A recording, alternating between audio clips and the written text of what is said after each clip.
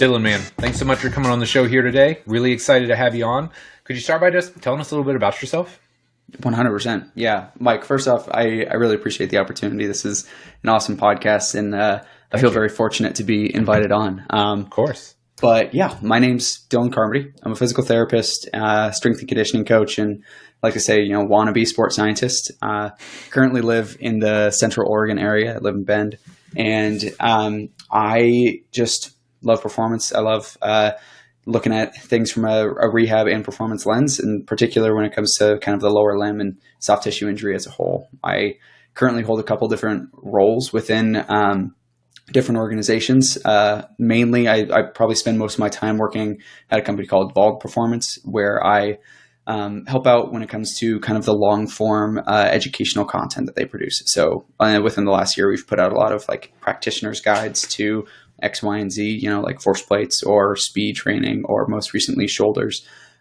So I've been super fortunate to work alongside the team members that had kind of help with those sorts of guides. And so authoring some of those and helping out where I can there, as well as doing some pretty similar stuff with informed performance. So do what you're doing, only on the other side of podcast hosting, and also help out when it comes to some like long form content as well. I love it. And then finally, I work as a PT at Headquarters Physical Therapy here in Bend, Oregon. So those are kind of the three roles that I hold at the moment. But overall, just dig kind of everything when it comes to performance, training, rehab, all of it. I love it. Only 3 roles though, man. Like, what are you doing? You could probably easily handle 4 or 5, right? Dude, it's within the last year, it's been crazy. I've just slowly been chipping away. There was a time where I was holding 5 different roles, and so I just kind of was like, all right, we gotta pare some things down. So, it was a lot. I was kind of busy by necessity. The last year, I had worked remote for a cool bit of time, just as my partner was finishing up her PA degree, and so she. We had to move pretty much every 6 weeks. And so travel contracts for PT and all that kind of stuff wouldn't have worked out. And so I just decided, hey, let's do some remote coaching. Let's do some stuff with other kind of online gigs. Let's do whatever I can get my hands on, and it's kind of landed me here. So it's great. I love it, man. I love it. And what got you into physical preparation, strength and conditioning, physical therapy? What got you into this space originally? Yeah, I think I have a pretty...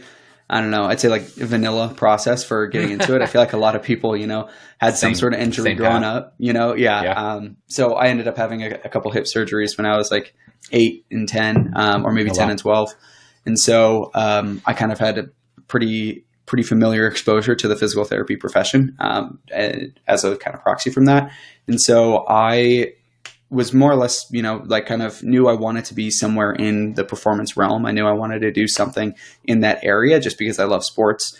But I would look in the mirror and see like, okay, well, I'm like 5'5" on a good day and not the most athletic guy in the gym. So I don't know if I'm going to be the person on the court, but I can at least help those people if I wanted to. Yeah. Pretty much second I turned 18, I ended up getting a coaching gig in like group fitness instruction of all things. And then just kind of got bit by the bug of being in that kind of high energy environment. And then things have kind of found their way more towards the elite sport and kind of high performance area. But yeah, that's just kind of where I'm at. Yeah, I love it. I love it. And then last but not least, I know all the young coaches that listen to this show, they want to know somebody's career path, right? So I would love to hear from, okay, you're in college, you decide this is what you want to do. What were some of the stops along the way?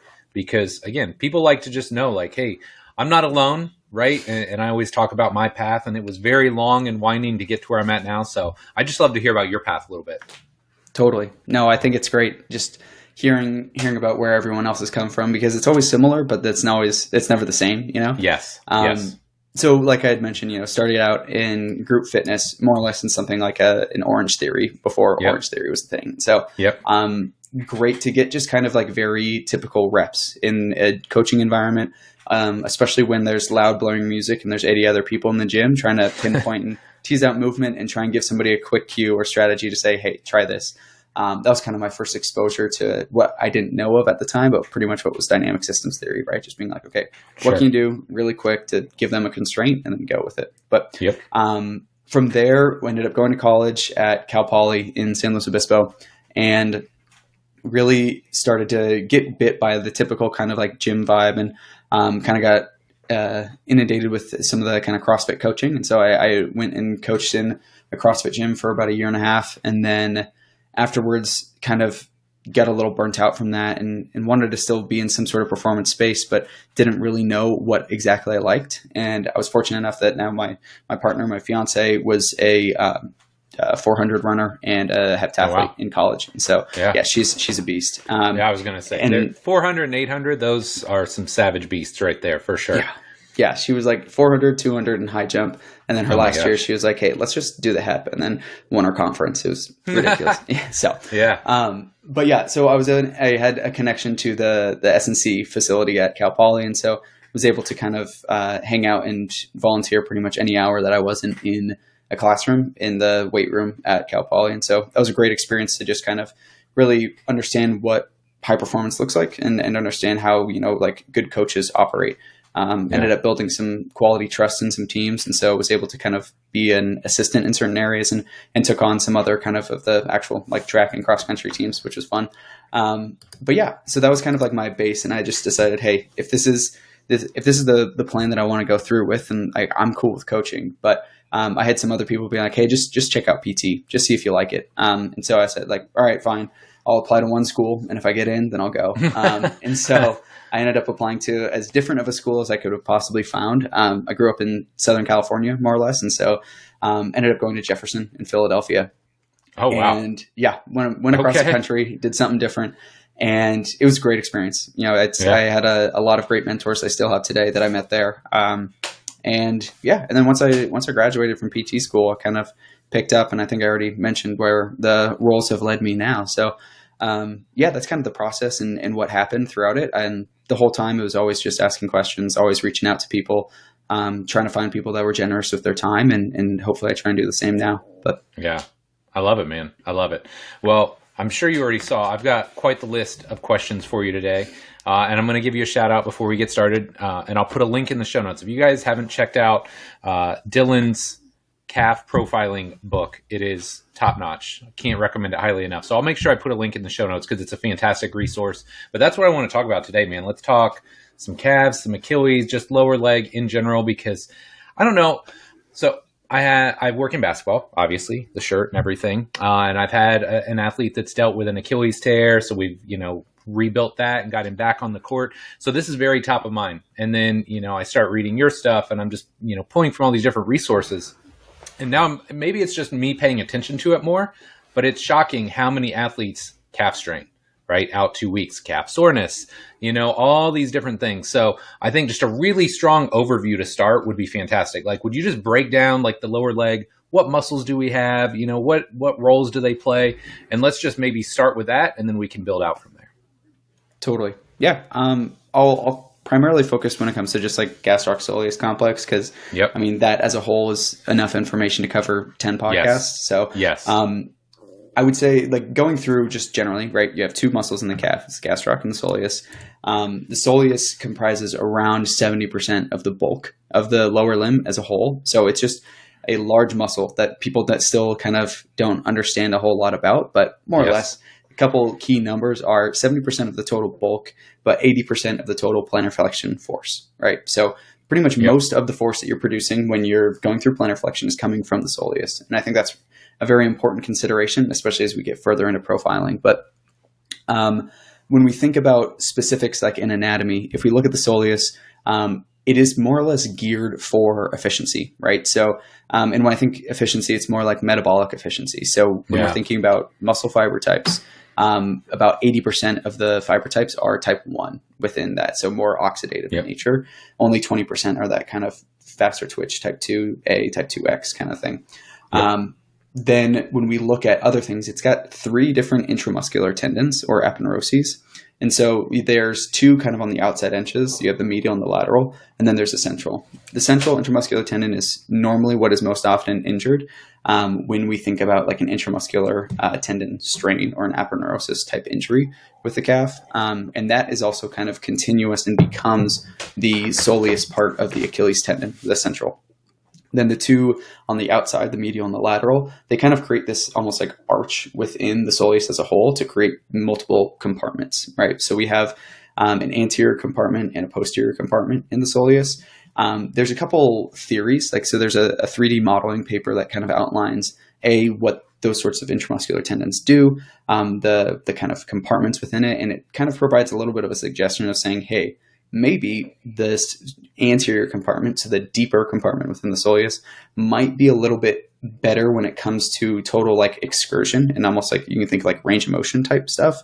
And then this more superficial or this posterior compartment may be a little bit better when it comes to force production. And that kind of like, it takes a little bit to rationalize, but it kind of makes sense when you think, okay, that posterior compartment is further away from the axis of rotation of the ankle joint. So it's going to have a longer moment arm. So it's probably going to need to be more tolerant to those forces. You see the same thing with like adductor longus or other areas like that, where the tendon's more superficial and then the insertion point is on like cartilage itself. And so there's a whole different ways that we can go about understanding that. But as a whole, it's important to understand that a typical, soleus type injury, which is the majority of most calf injuries, isn't always going to be the same with one person versus another, because we have different compartments.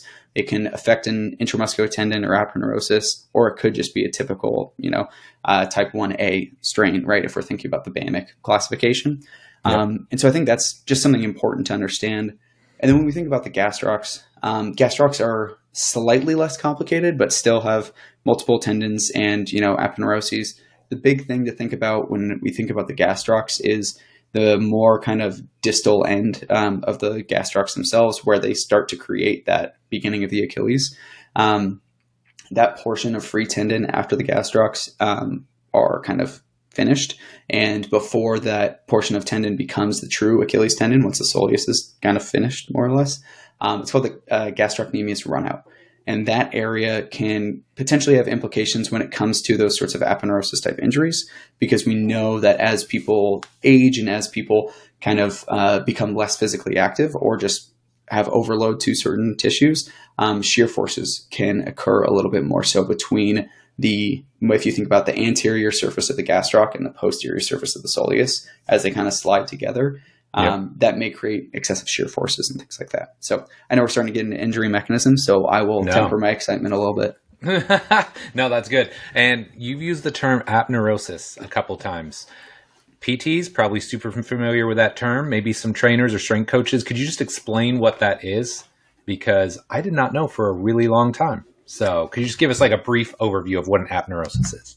Yeah, totally. This is very top of mind. We recently had Scott Holm I recently hosted Scott Holm on the Informed Performance podcast. And so he's an aponeurosis wizard, but more or less aponeurosis has very similar type like collagen content and other kind of makeup, more or less, as a tendon would, right? So it's got proteoglycans, it's got collagen, it's got tenocytes themselves as well. However, it's more within the muscle itself, right? So you can think of like the term intramuscular tendon is very kind of easy to understand, right? It's a tendon within the muscle.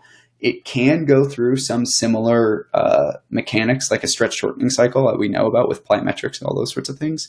However, when you think about it, it kind of actually brings up important things when we think about calf and Achilles rehab, where pennation angles will influence and affect the reason why you have those sorts of like intramuscular tendons. So if you think you have a really wide pennation angle, meaning there's a large gap and it's the line of pull is not, in the same direction as where that intramuscular tendon is pointing, then you may not have as quote unquote efficient of that kind of aponeurosis, because what's happening is it's going through that stretch shortening cycle, but it's going through like 3-dimensional kind of deformation, if that makes sense. And so more or less, it's the larger the pennation angle, the less efficient you potentially could have. And these are all more speculations. There's very little objective data on this.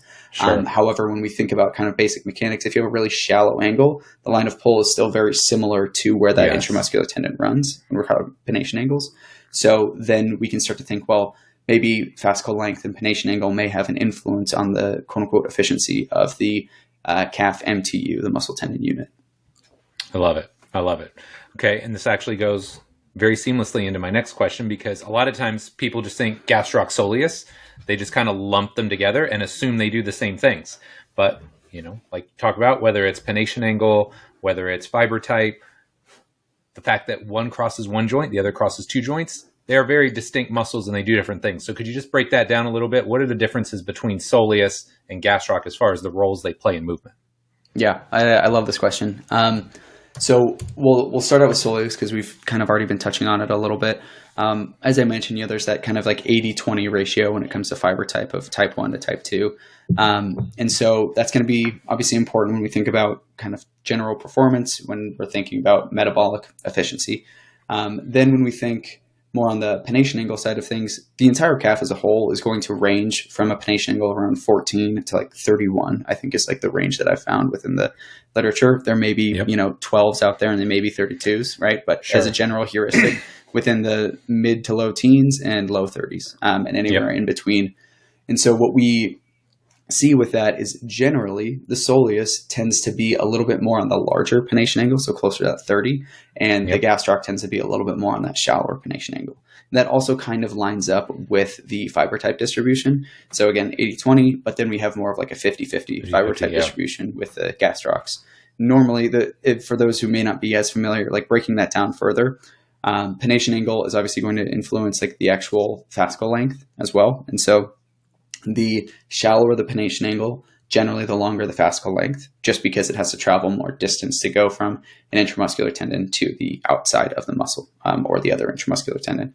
And so from that, we start to understand, okay, if it's a longer fascicle, aka a shallower pennation angle, it's going to be slightly more geared towards quicker movement because you can have greater shortening velocities. Whereas when we have a larger pennation angle, aka a fatter kind of arc between the intramuscular tendon and the muscle fiber itself, then again, we have that less efficient kind of line of pull, but we also are not as geared towards as quickly of a shortening velocity, right? So again, we kind of have that slow twitch type vibe. So as a whole, when we think about the true structure and anatomy of the calf and Achilles, or the soleus and gastroc, we're really thinking all signs are pointing towards gastroc being a little bit more fast twitch, rapid response, and the soleus being a little bit more metabolically efficient, slower twitch, kind of always on. And that still kind of lines up with what we see from a functional side of things when we pair together the soleus kind of helping out with both shank deceleration, like as you come into dorsiflexion and you heel strike or forefoot strike and you go into that dorsiflexion, the soleus is going to have this kind of eccentric contraction at slower speeds, like walking or jogging, that will slowly like kind of decelerate the shank from moving forward. We also see that in things like sidestep cutting and all that kind of stuff. So it's not just sagittal plane, kind of typical straight line running.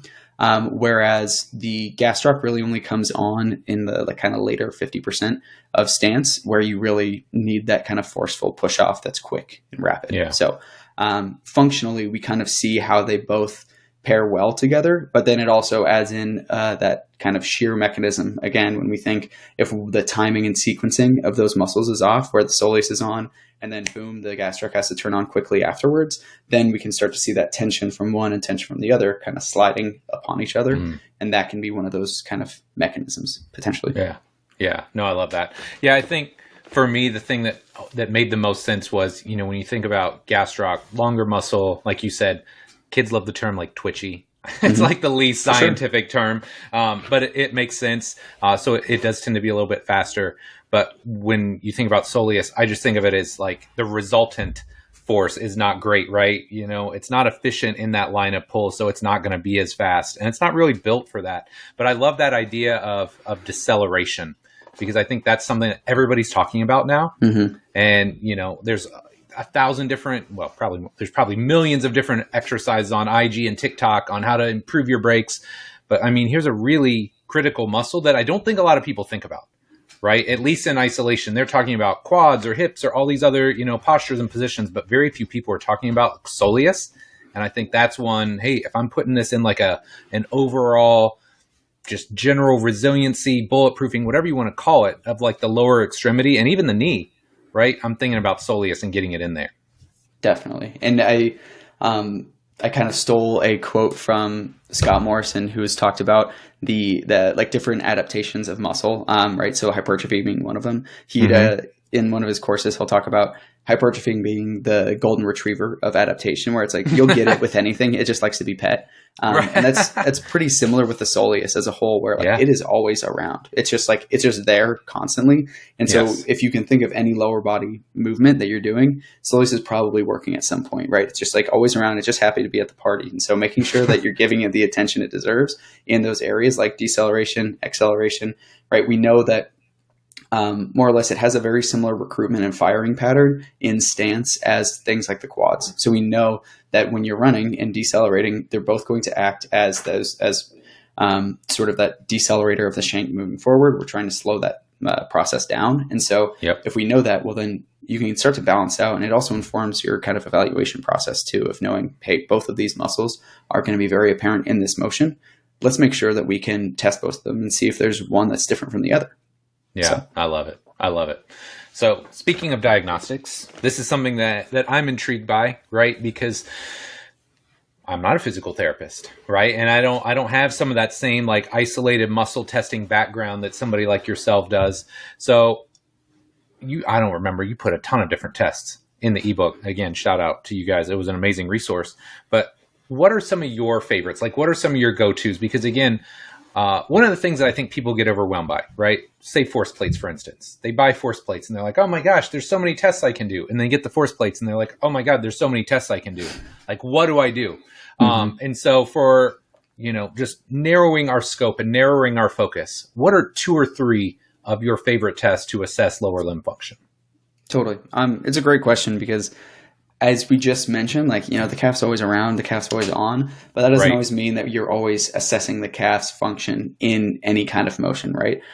We know that there's about a 40% contribution of the lower limb in any kind of a motion, whether it's horizontal, like running, or vertical, like jumping. Around 40% of the power of your entire lower body is coming from the ankle movements, right? And so just because we're saying, hey, you have a peak power per body mass of 60 watts per kilogram on a counter movement jump, doesn't really tell you a ton about the calf, because we're not sure if that's actually directly measuring the calf's function. Could be a proxy, but not necessary. So I try and be as specific as possible of saying, let's just look at what this muscle tendon unit is capable of producing in as quote unquote isolated of a capacity as possible. And so generally I'll start with a seated plantar flexion assessment. There are multiple ways in which you can do that, because muscle testing is just always going to be slightly too complex for a lot of us to think about. But more or less, there's 3 ways that I'll categorize it, and it's all about the dorsiflexion angle that you're testing in. So if you're using a force plate assessment, normally you're seated. Hopefully you have some sort of a backrest or something along those lines. Your hips at around 90 degrees, and then you just change your knee/ankle angle depending on the mechanism that you're trying to, or the type of test you're trying to look at. So some people test in neutral, i.e., 0 degrees, no dorsiflexion, no plantar flexion, just totally neutral. That tends to be pretty consistent because it's pretty easy to eyeball, right? You can say, all right, that's a neutral angle. You can always measure it as well. However, it's definitely consistent, but it's going to give you the lowest force reading, because what we see with a lot of like isokinetic data is the second you get past plantar flexion or past neutral into plantar flexion, your ability to produce force through that gastroc soleus complex just totally plummets. So we kind of know, okay, yes, that's going to be consistent, but it may not be as representative of what we're actually dealing with from a peak force production standpoint. Then you can also go in that kind of mid-range dorsiflexion. Commonly people say anywhere between 10 and 20. I kind of split the difference and just call it 15 degrees of dorsiflexion. That tends to be pretty helpful when we're thinking about consistency as well as tolerance. A lot of times if you have, residual calf soreness or Achilles soreness, going into end ranges of dorsiflexion doesn't always feel amazing. And so sometimes if you're doing something, especially on the side of like monitoring, right? If you're working with basketball players, they coming back from a game and there's high density within games. It might be best to be able to find a mid-range where you can test in that they can consistently hit regardless of soreness, right? So that can be helpful. However, it's going to be your kind of second highest and or second lowest when it comes to force readings. When we're talking about like theoretical, when we see actual data, they're pretty similar actually. Okay. And then we have end range dorsiflexion, which tends to be what a lot of people opt for. However, again, there's always the limitations of, can they tolerate that position? The reason why you're seeing the greatest force readings there is we have obviously actin and myosin is like the typical, sarcomere proteins, but we have this third protein that we don't always talk about called titin. And so the more we stretch out, right, then we have that kind of force length curve that we know of, that inverted U. What happens is that titin starts to kind of become more under tensile stress once we get past mid-range. And so then what we have is this kind of extra active contribution from titin when we get into those end ranges. And then that can show us those like really high force numbers that people are thinking about when it's saying 2.5 times body weight with a single leg isometric test. So those are kind of like I guess that's one test. I can be a lot quicker with the other couple, but then I would go with a standing, very similar position, but just if we're seated, you're kind of shortchanging the gastroc a bit, and it's at not a very optimal length tension relationship, so can't really contribute. So standing will be also a helpful way to see, all right, what do they look like? The biggest thing there is just make sure the knee's as locked out as it can be, because then we can start to get some issues with, is it the quads or is it the calves that are producing the force? So those would be two that are very easy to do and relatively simple to set up. And then I would also look at some type of reactive strength measure, whether that's a hop test, whether that's a drop jump, totally up to the person who's comfortable with it and the individual's background, because sometimes cueing for that kind of reactive component can be difficult for a lot of newer athletes or those sorts of people. So those would probably be the main three. Do you like, or do you use a lot of the endurance based stuff, like the 1 on, 1 off, 3x25 type protocols? The reason I ask is when Ed was coming off his Achilles, one of the key points in his return to play, the doc or the surgeon wanted to see 5x25. And, as we're going through this, I mean, this guy worked so hard, man. He was in the gym every day. And I was like, Ed, look, I'll be honest. Like, I don't know how many of my guys could come in totally healthy on day one and go 5x25. So I would love to hear your thoughts. And it's not to say it's a bad test. I'm just saying it's way more challenging, I think, if you do it appropriately than most people think. Totally. There's a great kind of abstract type paper that Brady Green put out last year, and it was talking about, hey, if you have a supervised versus unsupervised heel raise endurance test, what are the numbers? And the supervision was enforcing a couple of rules of 10-degree dorsiflexion deficit, making sure you're maintaining heel height this whole time, having that 1 up, 1 down tempo, right? As well as limit body rocking, not having a knee bend, all those sorts of things that we know are like, okay, this is what is loading the calf and what isn't. Right. And so there's about a 12 rep difference between elite rugby players in terms of I think they got 22 if it was controlled, and they got like upwards of 30 or something like that on if it was unsupervised. And so these are like healthy elite players that is very known that they have really strong calves. A lot of calf researchers work in AFL and other rugby leagues because they get injured a lot in those areas, but also it's really important. And so it's honestly a good test, and it's something important to know. There's another paper that I found really interesting that ties in well with this, where they tested people with a pretty similar with a bent knee or plantar flexion isometric assessment, looking at calf function. And then they also tested them doing a heel raise endurance test. And lo and behold, the people that were the best at the maximal isometric test and the people that were the best at the heel raise endurance test were not the same, right? So what the researchers more or less deduced is these are different qualities. They need to be tested, and they need to be trained differently. So it's not just saying, hey, we can bump up your peak force and the force endurance will come. It's like, no, we got to make sure that we're actually looking at both. I look at peak force first and foremost just because I find it to be the most valuable when it comes to informing my decision making. Yeah. That is not to say that an endurance assessment is not valid or anything like that. That's number 4, on my list in testing battery. It just so happens that, if we're talking about 3, then it's going to get left out. But yeah. I love it. Yeah. You were talking about rugby and having some strong calves. I'm immediately reminded of, I think it was from rugby. I think you cited, it was a different test, but it's like the 3 sets of 5, the eccentric seated calf, where they're using like 2 times body weight. Mm-hmm.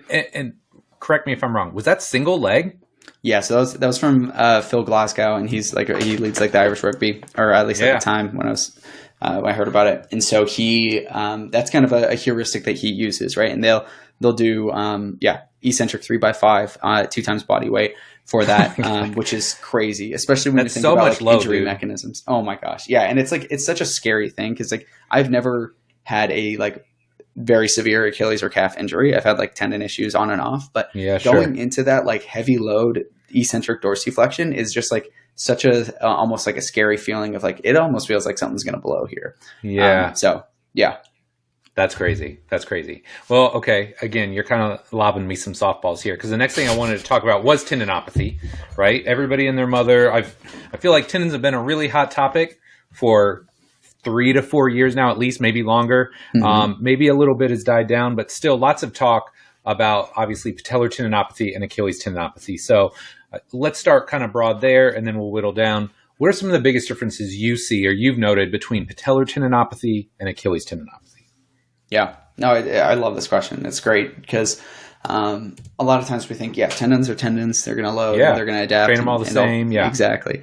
I'll start out with some of the similarities, I guess, and then we'll go into some of the differences. But when we're looking at the calf as a whole and the Achilles tendon, we think about a couple main pillars. That's going to be like the strain rates of the various subtendons, the blood flow associated with that, and then the kinematics, right? And so a big thing that we haven't really touched on yet is the Achilles tendon is very interesting and different from some other tendons. There are other coiled tendons around there in the body, but the Achilles is probably the most popular of note, where the soleus, the medial gastroc, and the lateral gastroc all have their own kind of respective subtendons that come from it. And then as the Achilles tendon descends the calf, there is this medial coiling that occurs. And so what that does is essentially there were some more modeling papers, of course, that was able to kind of say like, hey, depending on the amount of twist and the amount of coil within the Achilles tendon, it allows it to withstand up to 40% greater tensile loads. So it's a great adaptation, similar to what you see of like a very typical like rope, right? They're always twisted and coiled because for whatever reason that allows it to tolerate more stress and strain. Yep. And so when we think about the most common subtendon to be injured with Achilles tendinopathy, it's almost always the soleus.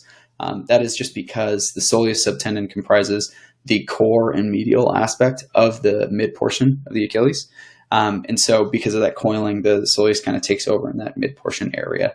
And we know that mid portion is a very common time or a very common location for Achilles tendinopathy. When we think about blood flow associated with that, we have the two arteries, the posterior tibial or the tibial artery, and then the lateral peroneal artery. And so the peroneal artery is more lateral, obviously. However, the soleus is medial in the core. And so what happens is there's this thing called the Achilles tendon watershed, where the peroneal artery is responsible for feeding the mid portion. The tibial is superior and inferior to that, but the mid portion is only peroneal. And so what happens is it feeds in laterally. And so that watershed mechanism happens where more or less the medial side doesn't get a whole lot of that blood just because it's coming laterally and everything, the lateral tendon kind of takes up everything else.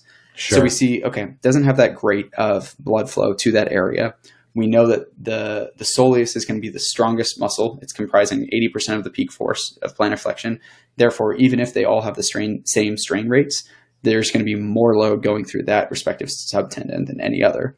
And then finally, when we're thinking about kinematics, we know that, that kind of everted heel dumping is seen a lot of times with people that have Achilles tendinopathy, whether it's a causal mechanism or whether it's other things, not my place to discuss. I'm just pointing out things that we see.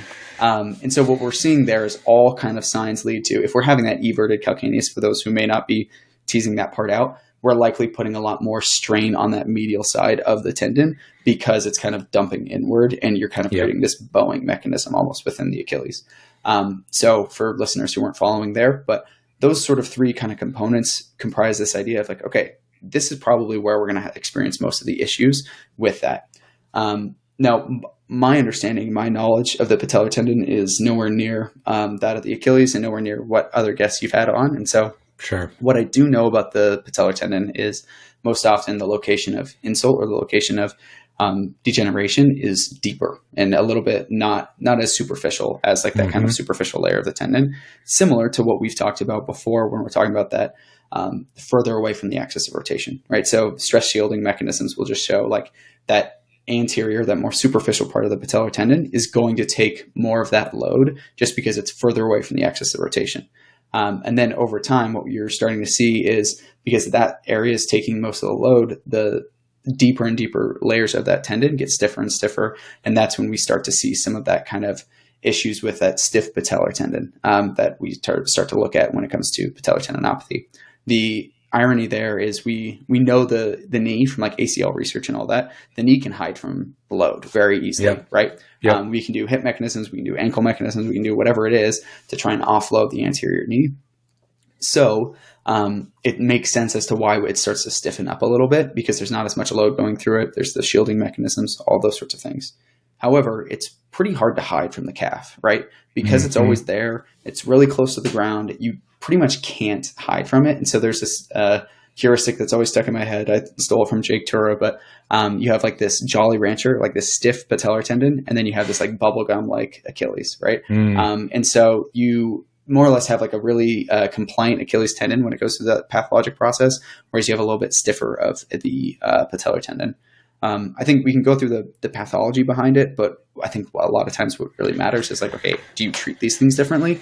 And at the base level, not a ton, right? You need to load the tendon. That's like the basics, right? You need to make sure that is the, that's the basis of your Achilles or patellar rehab. However, there may be a couple ways in which you have to be a little bit more specific and isolated when we're talking about quad. And when we're talking about the knee itself, when we're thinking patellar and quad tendinopathy, whereas with the calf and Achilles, yes, you want to make sure it's isolated a little bit, but they're still getting load with a lot of different movements. So you don't need to be as granular and specific. When we're thinking about the knee, we know from like different patellar mechanisms and some of the like biomechanics behind that, we know that, more shallow angles, there's going to be a greater moment arm and lever arm on the patellar tendon. Whereas once we get into deeper knee angles, the patella will kind of sink into that trochlear groove and put a greater moment arm on the quadriceps tendon. So we can start to pair, say, like, if we want more strain in the patellar tendon for some reason, then we go shallow. If we want more strain deep or on the quad tendon, then we'll go deeper. There's some other, data that we can suggest that we can dive deeper into it. But as a I guess, general rule of thumb, you can be slightly less specific and kind of get away with it with Achilles tendinopathy. However, I would still probably opt for more isolated load just because it's easier and it gives you a little bit more confidence as a practitioner. Yeah. No, the big thing I wanted to tease out of that, and you said it very eloquently, is that I think if you've done this long enough and you've ever seen somebody that's post ACL with a knee or they've got patellar tendinopathy, they're working around that thing, man. They will find every cheat, every compensation known to man to not load it. In fact, I'm reminded of a girl that I worked with for many, many years. She tore her ACL when she was in college, came back, and she was on working with me over a winter break, and she had just gotten cleared. She's like 6 months out. Oh, I can get back on the soccer field. I'm like, really? Okay, let me just do a drop landing for me. And you see the unaffected side, and it's triple flexion.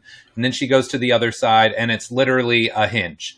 It's a stiff landing and a hinge. And I show her the video, and she's like, oh, yeah, that doesn't look right. Right? So just to our point, you can hide a knee. It's really hard to hide a calf and an ankle because you got to push. You got to load, and you got to push. So with that being said, how does that alter loading strategies? Because you mentioned loading, and I know a lot of times, and this is where the knee people get really finicky. Some people are like, oh, just load, and they want heavy ISOs, and others are okay with the analgesia and like the longer duration ISOs. But I'm interested in what you have to say about the calf and the Achilles, because it's already sounds like it's becoming more compliant, right? And with the tendinopathy. So would you kind of steer away from some of the longer duration stuff and maybe try and get into some isotonics or isometrics right out of the gate? I would just love to hear kind of what you're doing there. Yeah, I mean, it's a great question. I think I look at it from a standpoint of understand a lot of like the nitty gritty kind of mechanisms behind it, and then be able to then zoom out and say, okay, how is this person responding? Right. Yeah. As a general rule of thumb, we know kind of quote unquote load is load when it comes to isometric versus isotonic, especially in the patellar research. Yep. Whereas with the Achilles, you can go a whole bunch of different routes with it. We see benefits with almost doing the exact opposite. Even if it is compliant, you do a really like large eccentric, heel drop type protocol, people get better, right? Yep. That was how they first understood why load was good for tendons. It was because somebody tried to pretty much rupture their own Achilles through load and they got better, right? Funny story on that, but we probably don't have time for it. But I love it. So pretty much with that, like, we know that you can load in a bunch of different fashions and the person's going to feel better. Where I start to look at things is, okay, what is happening with this type of a tendinopathy, whether it's mid portion or insertional or whatever. And then it kind of better informs how I'm going to start the loading process. If it's mid portion, I'm going to try and focus more soleus at the beginning, just because, like we were talking about it before, it's probably going to be more related to that soleus subtendon, right? So if we do that bent knee, whether it's an isometric calf raise, which is what I'll start out with, just because it's helpful to anchor kind of perception too, and you can get easy feedback, right? Again, large bias. I work for Vols, so you can use the force frame, you can use force sticks, you can use whatever, and then it gives you kind of biofeedback on how much you're pushing and all that. So, but I'm a big fan of doing that to start out. At some point, you're going to have to load it either isotonically or otherwise. When we're thinking about load in the calf, similar to what we were talking about with assessment, I don't necessarily always want people to get into that total like end range plantar flexion, not because it's bad. You need to restore that, especially like post-op Achilles rupture and those sorts of things. But it just shows like you are not able to load the tendon enough in those ranges, right? So being able to say, when it comes to loading, I'll tell people, we're going to start in close to end range dorsiflexion as long as it's tolerated. And we're going to go up to as high as you can. And as long as they can't get to end range plantar flexion, as long as they're getting to that kind of like neutral or like 0 degrees, right? That's where I'm saying, okay, that's enough load. And we can just go from dorsiflexion to neutral as a calf raise, because it tells me, okay, we're loading in the area that they're the strongest. And the second that they get past that threshold, there's too much load for them to be training the weaker part of that force length curve, right? So that's kind of where I will opt for when we're thinking about loading patterns. And then obviously once we kind of stray away from that more isolated area, big fan of going through things like prowlers, going through sled pushes, those sorts of things, just because it allows you to load the ankle very well and very efficiently in that type of locomotive pattern, as well as you're getting that kind of concomitant plantar, it's a dorsiflexion moment, so you're pushing through with plantar flexion, and you have that kind of knee flexion and extension going on as well, which can potentially help when we're talking about that sliding and shearing mechanism with the gastroc and soleus. So that's kind of where my head generally goes when we're talking about loading patterns. But again, like we said, calf's always there. So if you're doing step ups, if you're doing, side lunges, if you're doing whatever it is, right, it's still working. So it's important to understand when it comes to total load and total volume as well. Yeah. Okay. Well, because now I'm going to go a little out of order because I want to talk about this idea of, again, I think sometimes people get so caught up in either it's just like loading in one way, right? And it's just like all load in this one exercise or activity. And then some people are like, oh, there's 360 degrees. You got to do all these different things. So what are like some heuristics, or what are some just general recommendations you would give somebody to train the gastroc soleus in some of these different planes, right? Whether we're talking vertical, horizontal, lateral. You talked about, the soleus's role in sidestep and cutting mechanics. What are some general rules that you would put in if a general S&C coach is listening to this and they're like, hey, I'm going to listen to this episode 5 times. I don't understand all this stuff yet, but I want a couple things that I can start throwing in. Or what are some general rules that you would use to create a little bit more comprehensive calf resiliency program? Yeah, I love that. I think one thing that's important to understand is, I think a lot of times people have gotten more familiar with this idea of high-speed running as having a protective mechanism for things like hamstring strains. However, we see potentially almost the opposite when we're thinking about calves. So a good, if they haven't been injured yet, right, a pre-injury kind of like protective plan is having that like slow to moderate speed run somewhere baked into a training program, just because what we see is the hamstring, you almost see like this exponential increase in load that it has the faster and faster that you run. So it starts at like 3 times body weight and gets up to 9.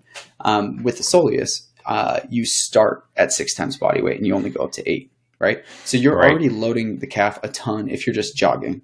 So making sure that you can kind of accumulate some of that volume, because you also have longer ground contact times when we're thinking about slower jogging versus sprinting. And so when we think about true like impulse, force times time, if you have 6 times body weight over half a second, right, versus 8 times body weight over a tenth of a second with sprinting, right, you're experiencing a lot more impulse and a lot more load through the calf at slower speed running. And so if we think about that, like making sure that they're tolerant to, and you can integrate that within a training program by just taking out running and putting in plyometrics, right? Obviously, there's a quote unquote true plyometrics versus non-true plyometrics, but we don't need to go into that. Jumping, long ground contact jumping versus short ground contact time jumping, right? If we experience a little bit more long ground contact times when we're jumping, we're going to see that it's loading the calf and Achilles a little bit more. Now, obviously, a lot of times those sorts of things look at larger excursion through knees and hips as well. However, it's still helpful to make sure that you're loading the whole body, right? It's a good delineation between a test versus a loading pattern, right? Not every loading pattern needs to be a test. And I think that's important, because when we're testing the calf, we look at short ground contact times because we want to look at reactive strength. But if we're just loading and we're trying to get good load into that area, it's totally fine to go longer on the ground contact times. Similarly, doing ISO pushes in a rack is a really great way to do it, just because it's pretty accessible. You don't need to load a ton of stuff up. You just unrack a barbell, get underneath the J hooks, and go, right? And so that's pretty much it. So those are a great way to get really heavy loads in for, short periods of time. There's like this concept of repetition duration reserve, where the theory is you can only push maximally out of a certain area for around 10 seconds in an isometric fashion. And so that allows you to kind of say, well, we only really need 10 seconds of really good loading over the course of a training session for like the calves or something like that, if we're doing only isometrics. So you just say, cool, 10 sets of 1 second holds, or you can do 2 sets of 5 second holds, or, any combination that adds up to 10. And it's a really easy low hanging fruit to just do, because again, like you can probably make the argument with a lot of coaches, hey, it's literally just 10 seconds, right? And that's all you really like. Is that really it? Not necessarily, right? Like I will do more.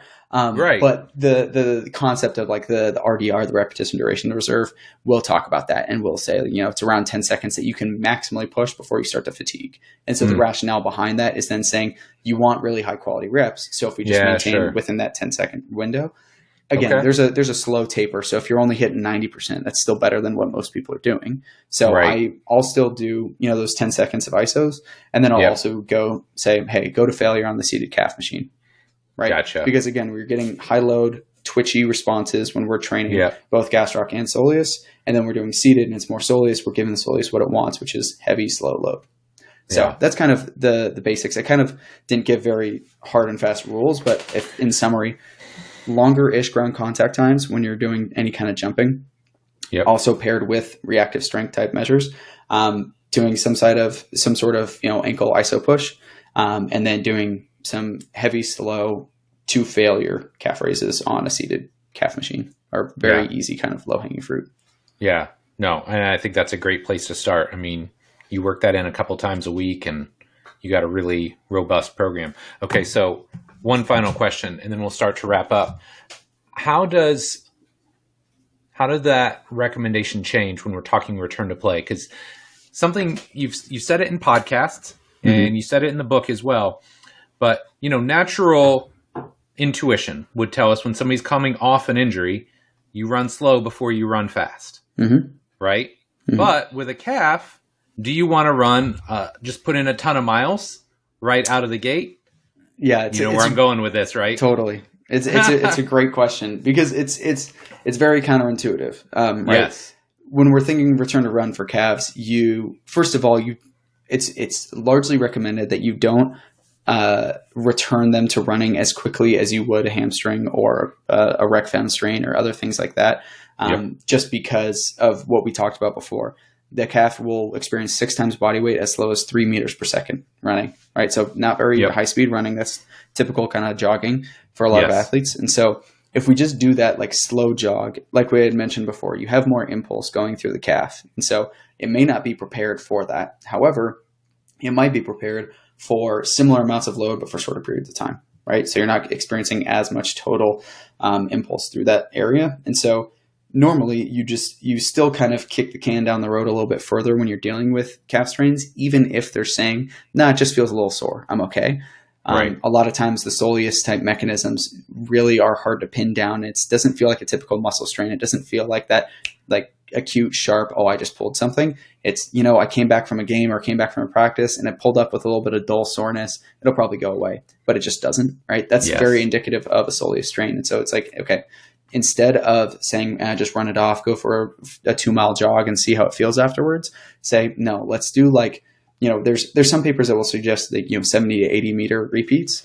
I would probably go even shorter than that. I'd probably go that kind of like 40 to 50 meter repeats. Yeah. And just let them kind of figure out what pace they go at. 4 to 5 meters per second is a good heuristic to just start out with. But again, it's, you're always going to have to kind of bob and weave with the individual, right? And you're always going to have to make sure that you're seeing what their responses are to these sorts of things. But again, it's funny because when we talk about rehab, we kind of flip a lot of those sort of loading parameters that we just talked about on their head. You may go more short ground contact times, but lower amplitude or lower height plyometrics to start out because we're putting less total amount of load through the calf and Achilles at that time. And then over time, you start to build to those longer ground contact times because we know we're putting more impulse through the calf at that point. So, definitely an interesting area because it even like with calf rehabs that I'll help out with, like even I sometimes are like, why are we running faster? Like this just feels a little odd and a little awkward. But you kind of have to trust the process and it works out pretty well. Yeah. Well, and again, that's where having some of that data and that science behind it, right? Because I always lean on what does common sense dictate, right? Mm-hmm. Now, common sense doesn't always work, but in a lot of cases, it gives us the right direction, right? But in this case, this is a very specific instance where, hey, that slow jogging, like you said, there's an incredible amount of impulse and force going through that calf, even at very slow jogging speed. So then magnifying that times, whatever miles, you're really potentially setting yourself up to re-aggravate that injury. So I just thought that was really interesting and something that immediately people can use and take and start applying hopefully with their return to play, or if they've got somebody that's dealing with a calf strain, soleus strain, now they've got a better idea of how to rehab that and get them back. Most definitely. Yeah, man. Okay, man. Big question time.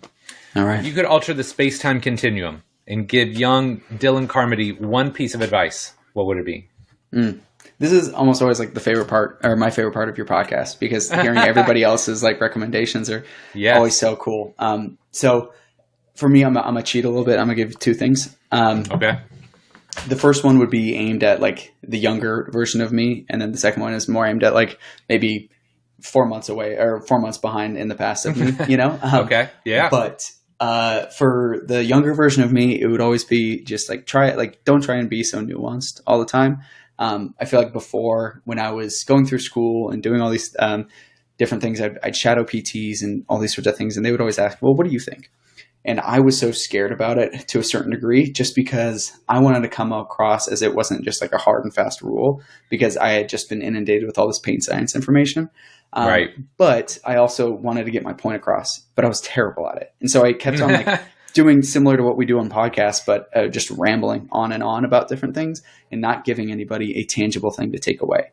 And so I think for me, it was not lie and just say something that's incorrect because it's easier to remember, but just don't always go down that route where it's like, oh, well, we used to think this and then we now think this. And so now we have to pair it together and like go through, like, you don't need to tell a story every time you give a piece of information. You can just give the piece of information. And if they have more confusion or follow-up questions afterwards, that's the time to open up for conversations.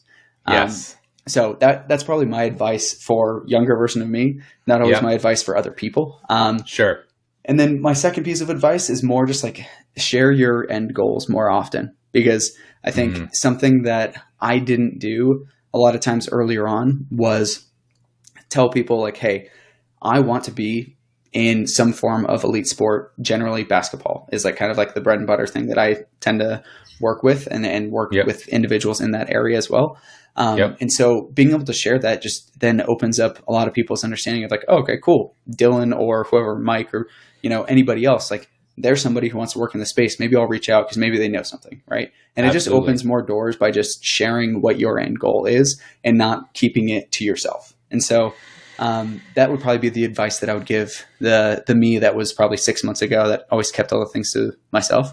So now I'm trying to be a little bit more open with like, yes, I'm trying to be a very quality return of sport practitioner in elite basketball.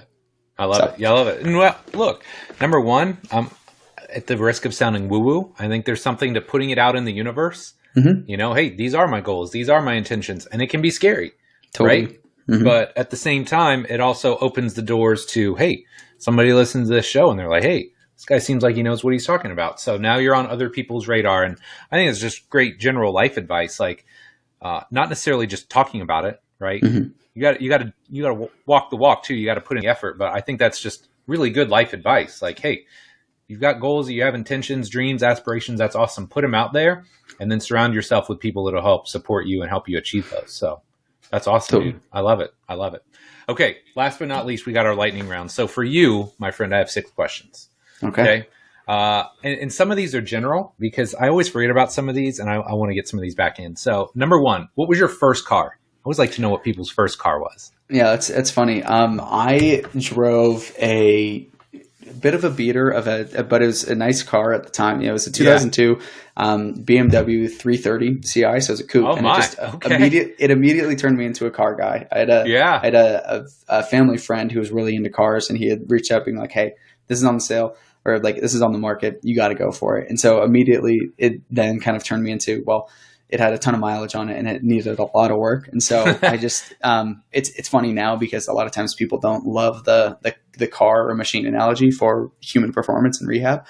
But I love it because like working on cars is super messy and it's very frustrating and it kind of sucks at times and it doesn't always work according to plan. And that's like all of rehab and performance. And so, I always loved that because it was just something a little bit different, but yeah. Yeah. I love it. Okay. Number 2, what's your favorite movie of all time? This is tough. So I'm not like the biggest movie guy. But I love really, not great movies. I don't know if cursing's okay, but like I love really crappy movies that are done poorly and those sorts of things. So there's a movie called The Slam and Salmon, and it's like the same guys that did Super Troopers and the same guys that did like a bunch of those sorts of things. And so it's just about like a fish restaurant in like one night, and it's just like the dumbest plot. It's really stupid, like very bad humor, but it's like it's one of my favorites. I was an actual like quality movie that I've seen recently that I really liked was something called Peanut Butter Falcon. It's another weird sounding name, but it's a it's a moving and touching movie. So I like that. Okay. Wow. I've not heard of either of those. So I can't promise I'm going to watch the first one, but I'll at least dig in and see what it's all about. Yeah. Nobody has to. Yeah. Okay. Number 3, how long have you been working on the stash, dude? That's pretty solid. I appreciate solid it. Stash. So that was kind of a COVID thing. It was like right when I first. COVID was like 5 years ago, for the record. Oh yeah, true. Yeah. So I'd started PT school around that time too in 2020, and so it's pretty much like day 1 of PT school. I was like, you know what? Let's see if I can grow a mustache. And so it was funny because it was all online at first, and so I would get like messages, and my friends from PT school told me now that like they would just text between themselves and just roast me because I was like in the process of growing a stash, and it's never pretty. It's never. We can see it now that we're in November, and a bunch of other guys are growing mustaches. But so it's been about 5 years or close to 5 years. Okay, solid, man. Number 4, we've talked about the book. How long did it take you to pull that together? I started writing it in like October of last year. But it was kind of off and on again. So from start to finish, it was probably about 8 or 9 months. But I probably got the first bulk of it done within the first couple months. And then it was just editing and rereading and re-editing and all that kind of stuff over the next couple months afterwards when I had free time. So, that's kind of about, I'd say like 9 months. Yeah. That's not bad. What most people don't understand, and if you have any aspirations of creating a course, writing a book, hey, when you actually finish it, you're really only like 70% done. Like, honestly, my gosh. First draft, you're maybe 70% done because editing, rewrites, pictures, videos, any extra stuff that you want to add. Oh, and by the way, hey, you haven't even sold the book yet.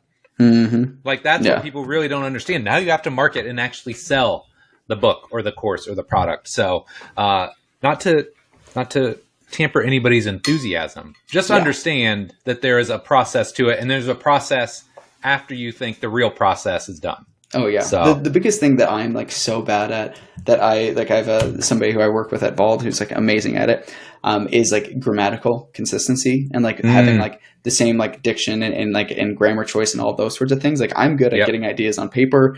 But when it comes to formatting and all that, it's like definitely a weakness of mine. And so I have a person I work with and she's super good at it. And she just constantly floods me with like, hey, you have to put a comma there, or like, why is this capitalized, or like those sorts of things. And so that's always my weakness, is just like understanding grammar. I can't do it. Yes. No, I get it. I'm the same way. I don't have the patience for it. I'll let somebody else edit. Okay. This one should be interesting. Coming back to exercise and training. Floating heel variations. Yay or nay? Great question.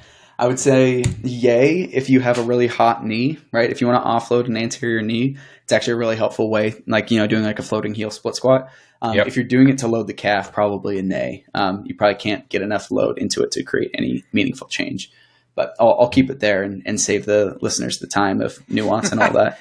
Oh man, you're gonna make some people angry with that one. There's a lot of people, 38 million floating heel variations. So I'm with you. I'm with you though. Okay, last but not least, number 6. What's next for Dylan Carmody? What are you working on? What are you excited about? Anything?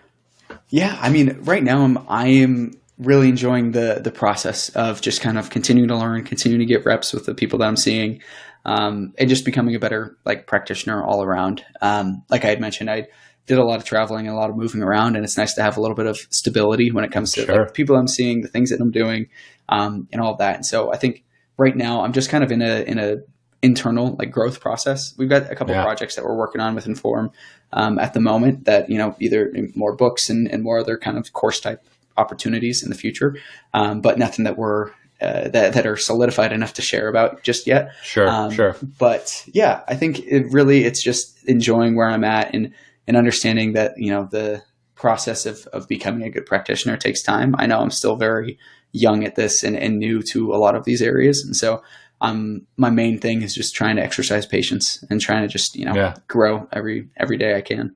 Yeah, no, I love that. And I always tell people, like, you can't help your age, right? Like, I was really young once. Eric Cressy was really young once. Like, we got into this about the same time. And I think the curiosity, right, and the willingness to learn is there. And then like you can push the pace on that, right? You can read more stuff and stay up late and consume more, research articles, but you can't rush the experience. Like, that just has to come with time.